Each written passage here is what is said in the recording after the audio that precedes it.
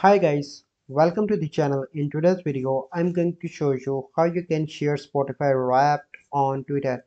Before getting into this video, must subscribe to our YouTube channel and click on the bell icon. So the first step you simply need to do is to open Play Store and search for Spotify and update your application. Once you've done that, you simply need to go and to open the Spotify, and then you need to click on search, and here is 2022 Wrap. Click on that.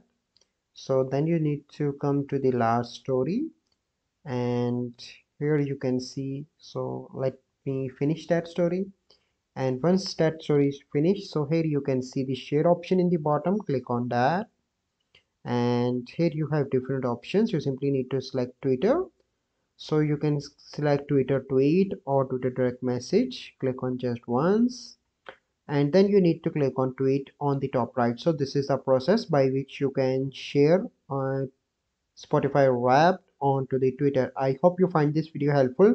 If you find this video helpful, must like this video, subscribe to our YouTube channel for future videos. We'll see you in the next video. Thank you. Have a good day.